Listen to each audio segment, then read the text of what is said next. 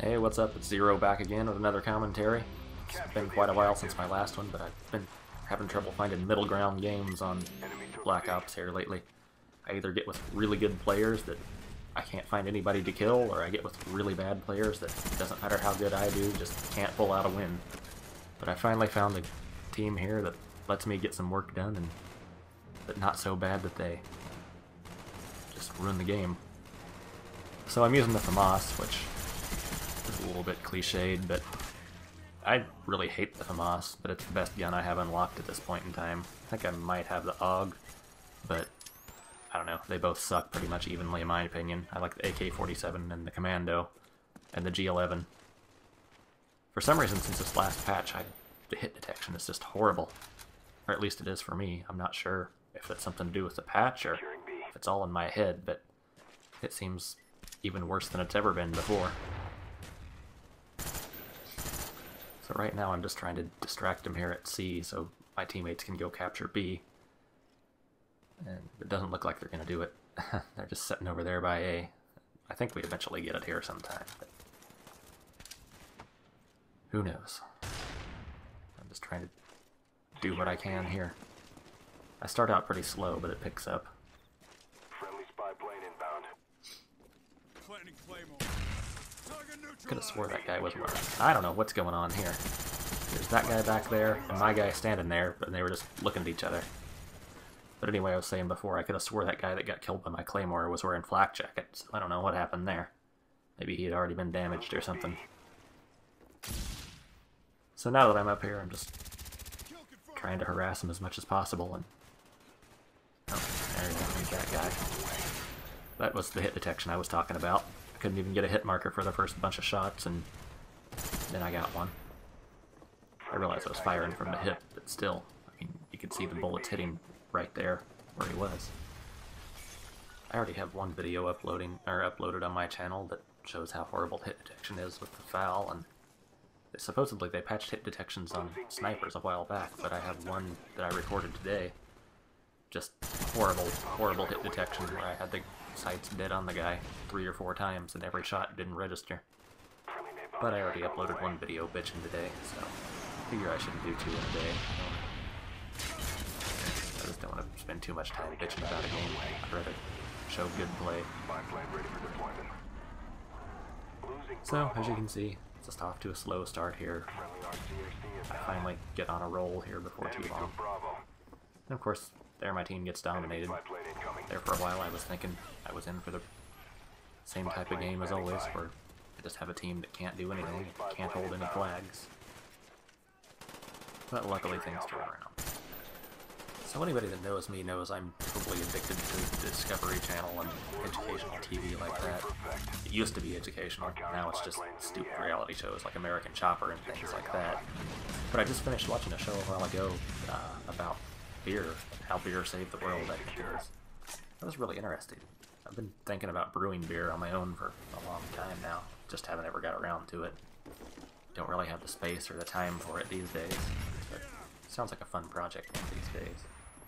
I thought it was really interesting how many technological innovations came just all from beer. Nice double spray on those guys there.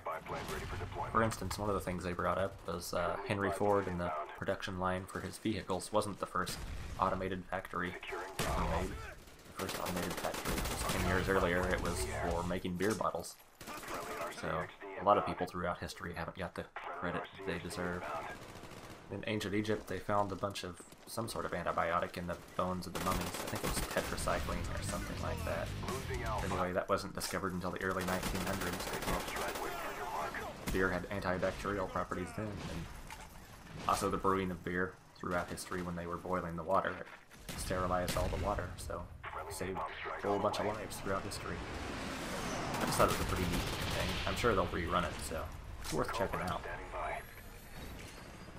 So one thing I've noticed here lately is it seems to be a crossover between the paintball community and the online gaming community. I was just watching Tech PB show the other day and I saw FPS Russia was on there. I didn't really realize that. And apparently Paintball Kitty is a person that's always on the Tech PB show, friends with Mike on there, is a up-and-coming director for Call of Duty videos and other things like that. Securing C. So I just found that interesting. I've been involved in paintball for a long time, and even own a paintball business, so I didn't even know that was there. If you look at some of the earlier videos on my channel, you'll actually see their paintball videos, and me playing woods ball, or me playing some speedball with another team that I played on early last year. Well, I guess it was all last year, none of it was this year. I haven't had time to play since last summer. But the whole reason I started doing this commentating was just so I could get better speaking on the fly, and so I could do product reviews and things like that on camera. Call of Duty is actually one of the things that got me back into paintball the last time. I used to play paintball in college a lot. I played my first team, I think it was in 1997, just the summer before I went to college. And then when I got to college, I found a bunch of people that were in it, and we all went out and bought some cheap guns and just used to play out. There was 80-acre Boy Scout campground behind our college campus, and you'd go out there and play pretty much every day after class. Then I got into the working world and moved to Oregon here, and just didn't have the time or money or anybody to play with, so I stopped playing for about 8 years. And shortly after I got into Call of Duty 4, I was just getting so pissed off with the lag and everything else like that. I remembered how much fun paintball was and how I didn't have to deal with any internet connections and people with modded controllers and all that. I deal with people with guns that were automatic electros and everything, but I could deal with that. So I decided I'd get back out on the paintball field. So I found a group of guys here, OK Company. They're actually an offshoot from a gaming clan, OK Company clan, and started playing. If you look on my video related channels, you'll see OKC Frog. He does a lot of the videos for the group, and some of them are pretty impressive. But I played with them for quite a while, and then decided I wanted a little bit more excitement than woods ball and scenario stuff had to offer, so I went and played speedball for about a year. And then I just got too busy with work to even play with that. Now things have kind of slowed down, so I'm looking to get back into it. I'm definitely going to go out to the OK Company mountain here before too long. The weather's finally getting nice. It rains for about 9 months out of the year here. It's starting to get pretty good, so I'm thinking I might make a trip next weekend and play. I remember when I got back into it, went out and decided I needed to get a good marker to keep up, because one of the things that drove me away when I moved out here, the first couple times I played, the only couple times I played, was I had an old Spider SE, and all the kids I was playing against had brand new autocockers and angels and things like that. So when I went out, I got a Smart Parts EOS. It was pretty good electro. And then I went out in the field, and everybody I was playing with, I found out they were just using Tipmans and Spiders and things like that. But eventually they all started getting electros and building up their guns, which seems to happen when you get into paintball. It's a worse addiction than drugs, I think. You just keep spending more and more money in it. Upgrading this and upgrading that. But eventually they all upgraded, and I told myself when I got into it, I wasn't going to spend the money on a high-end marker right away, but if I stayed in it a year, I'd drop the money on the Angel that I always wanted. So I finally got an Angel A1 there toward the end of 2009? No, 2008. And it was a lot of fun with that. But then in 2009, 2010, I started playing speedball, so I had to get him to go 10. So I was on Planet Eclipse sponsored team. If you know anything about paintball, you know Planet Eclipse. Had a lot of fun with it. But Call of Duty keeps me going in the wet season, when it's cold and rainy. It's not a whole lot of fun playing paintball when it's 30-some degrees outside. Especially getting hit in the hands. Paintball's something I definitely recommend everyone try. Anyone who's a fan of first-person shooters would definitely like it, I think.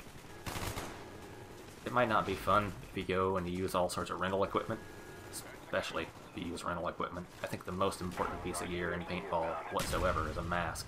Having a good mask just completely is night and day in the game. If you have a bad mask, it's just a miserable time. You spend most of your time not being able to see and adjusting it.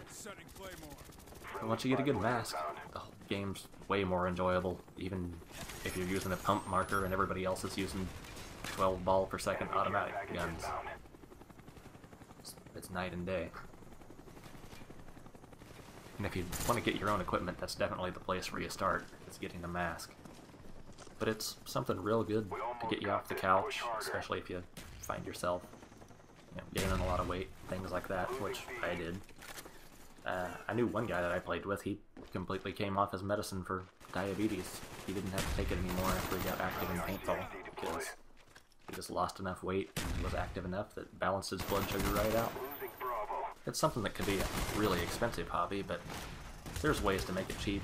I mean, you can go out, if you get your own gear, it's kind of a big commitment to drop that much money on your own gear, but once you have that, the game gets a lot cheaper. Especially if you get a pump, you can go out for $5 or $10 and play all day. Have a great time. But, that's just my thinking on it. And as much as I enjoy Call of Duty, it never compares to actually being out there, having people shooting at you in real life, and not having to worry about lag.